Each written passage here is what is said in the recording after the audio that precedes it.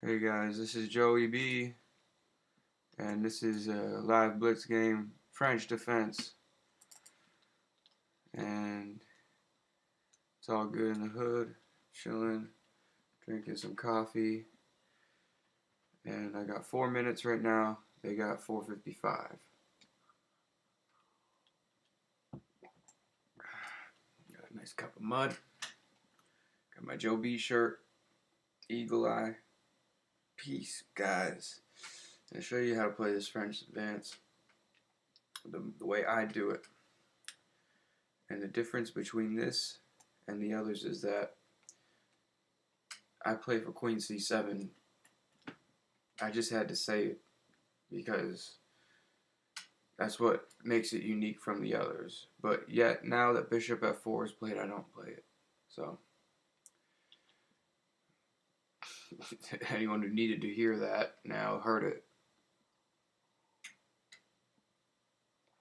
Alright, good.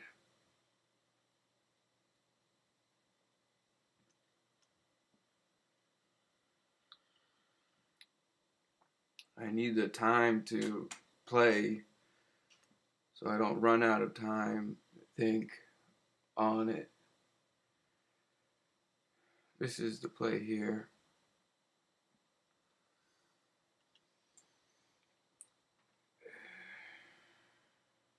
This knight move.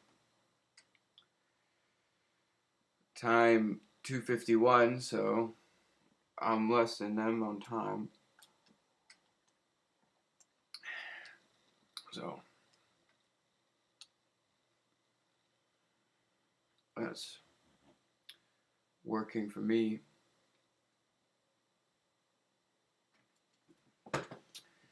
So the business here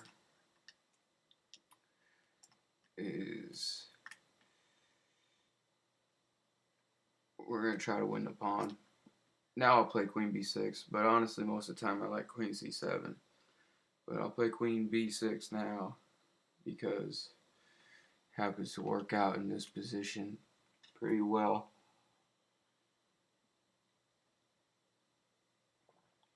Coffee. Do. 2 minutes. 4:52.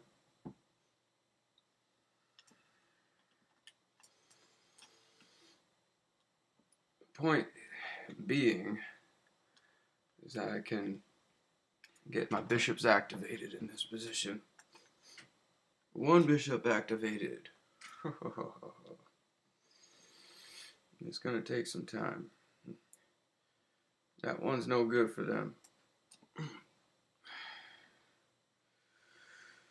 My other bishop is good. See, I can't play f6 right now, but I can take here. See, this bishop's good. It's blocking all the knight squares. And you know that, then you can kind of run on that rather than other stuff. And I'm running on that. I'm not even really calculating right now. To be honest, I understand the square coverage and the major themes of this opening. And that's really all I need to know. See, there's nothing here to fear. We have a tempo, and we're having a minute 32, so that's good. And then we are acclimating to this type of endgame. You see, some world champions just, when they up a pawn in the endgame, they put their king behind their pawn in the center and they march their king up. You look at some of Alekhine's games, and you'll see Alekhine doing that. So I'm not just marching my king up in the center behind my pawns, which is what I wanted to do. I'm just going up on Alekhine's precedent, and Alekhine or Alekhine, whatever you want to call him, the same guy, Most people say Alekhine, but my chess club runner says Alekhine. Anyways, Alekhine is a funny way to pronounce that name. Alekhine.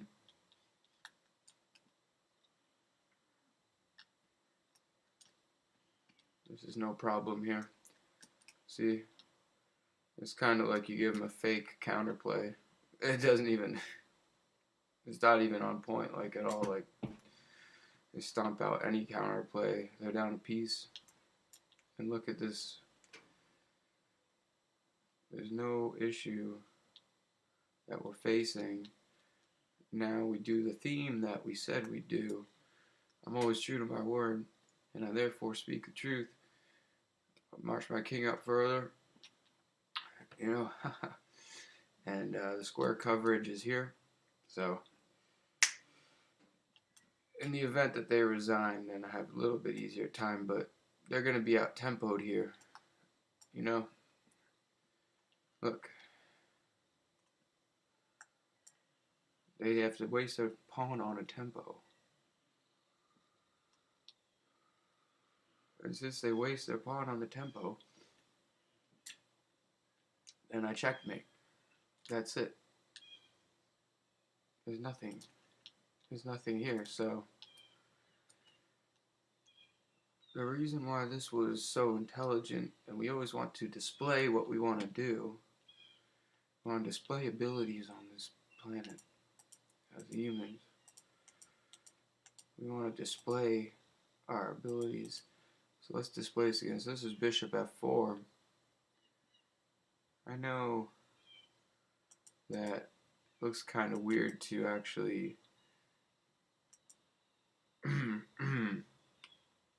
say that this is an advantage for black, but they played the best move, which is really the only move. But then look at this. Their e5 pawn is vulnerable. That's the one qualitative theme to remember here, and it becomes quantitative at the point when we strike it. It becomes quantitative. Well, actually, I could have just taken it there. It becomes quantitative now that I take. And I mean it. The e5 weakness is a strategic thing, but it becomes an objective material gain when we actually take the pawn. I hope you understand that. Rewind the video if you don't. Alright, so I could have just played knight takes e5. So there's the root error. Always pull the root up from the weed up from the root and not from the crest. Alright, so we go to the root error. Just here we play knight c takes e5. And then the bishop on d7 is covering everything that the knight on d4 would. See? It's all covered. Don't be confused. I blundered. Well, I didn't blunder, but I traded. This was unwise. Yet I still had advantage. That's good. So here, knight c takes e5. That's the move. And we're all happy for that. Okay? Thank you.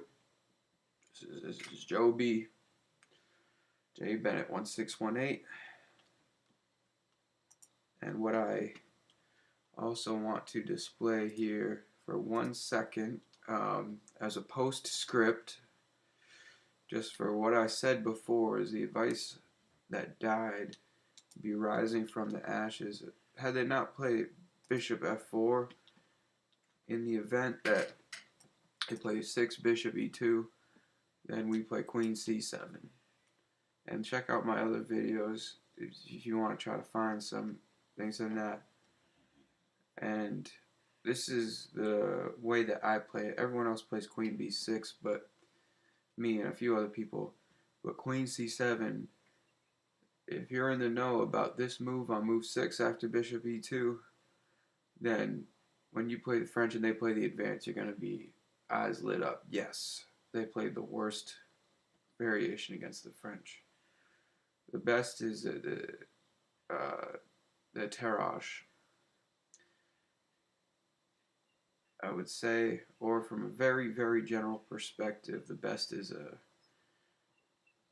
an exchange and then a delayed Panov Botvinnik attack.